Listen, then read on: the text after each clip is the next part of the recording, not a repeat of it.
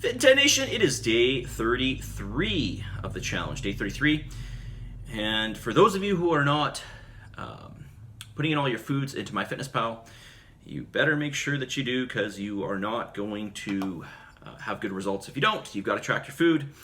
And listen, I know, I don't even have to go through all your journals. I know just off the top of my head who is and who isn't, because all I have to do is go through my friends list in MyFitnessPal, and I can see when MyFitnessPal was last updated. And there are, well, I'll start off by saying this. Most of you are doing your food journal daily, which I'm really impressed with. But there are some of you who I see, well, your logs say that you haven't logged in 3 or 4 days, okay? And I know, or you know who you are, okay? I do have you written down right here though, okay? But I won't name you on camera. All right, getting refocused after poor scan results. Okay, listen, it's really just, all the word is right here, getting refocused. It's really just prioritizing things and being focused on the outcome. So if you are not eating the things you're supposed to be eating, you can expect a poor outcome. So it's just a matter of asking yourself what you want. Okay, so every time you go to eat, and it's not like you're sleepwalking, I don't think you are at least, sleepwalking and eating, you're conscious of what you're doing.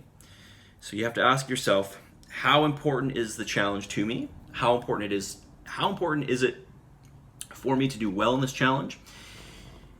Every time you eat, okay? And then that's at least going to help to sway you in the right direction, right? Or maybe it's not important to you. Okay, so, but hopefully it is. And it really, that's what it is, because it's a bunch of decisions, right? I mean, really what we want to do is we want to make a bunch of consecutive good decisions, right?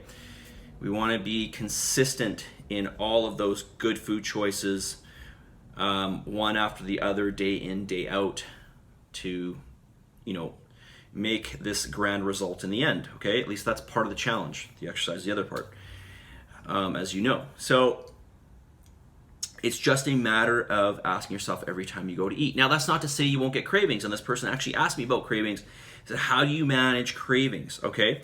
Well, I've made a list of some things that will help you with cravings. I don't know if any of you have a stressful job, or maybe you're going through some stress in your life. Stress is a real stimulus to wanting to eat sugar, and there is a physiological explanation for this.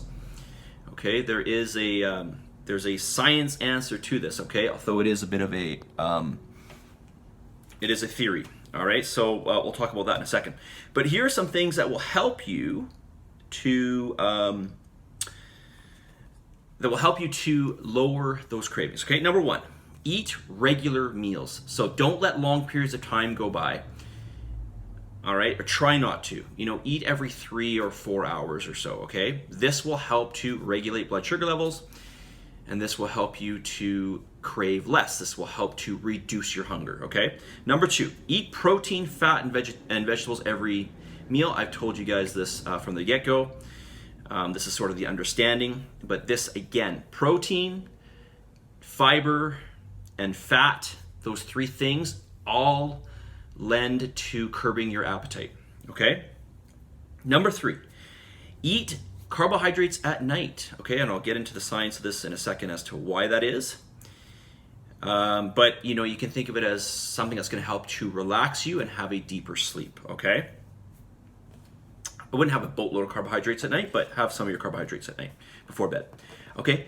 Hydrate well throughout the day. Okay, we hear this all the time. Yeah, you got to drink water. You should drink water. It's good for you. But really, hydration is really, really important, because, again, it's going to help curb your appetite. It helps to reduce those cortisol levels, okay? Well, all of these points actually help to reduce your cortisol levels, and we'll get into that in a second. Number 5, be careful with caffeine. Not too much caffeine, okay? And number 6, there are some supplements that will help you. Taurine, a good vitamin B complex, magnesium, a good bioavailable magnesium, why is it slipping my mind? I'll come up with it in a second, okay? Fish oil, 'Oil, okay, specifically like salmon oil, a very potent, DHA and EPA based fish oil, phosphatidylcholine, vitamin C, rhodiola. All of these things will help to reduce your physiological responses to stress, okay? So let's talk a little bit about cortisol. Maybe you've heard of that, maybe you haven't before, but it's a stress hormone. The role of cortisol is to raise blood sugar level, okay? So when you're under stress or duress, the body needs energy. The way it gets energy, the easiest form to get energy is to raise blood sugar levels, provide that to the rest of the body in a systemic fashion, obviously. We are a system. And so what cortisol does is it breaks down other things in the body to provide blood sugar, okay? Now, all the points I just suggested there will help to minimize cortisol output or even blunt it. Okay, but why is this important? What is it about cortisol? Okay, well, is it because it eats away at muscle tissue? Okay, that's sort of a separate topic. But really what it is that cortisol competes with a foundational ingredient that serotonin needs. And serotonin is what makes you feel good, makes you feel relaxed, makes you feel less stressed. Okay, serotonin is a brain neurotransmitter. Okay, so when cortisol goes up, there's less of that foundational ingredient for serotonin to be produced. Okay, so if you can keep cortisol lower, you have a better chance of having higher levels of serotonin.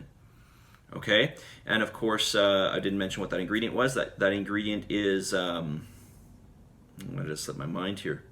That ingredient is tryptophan, okay, the amino acid tryptophan.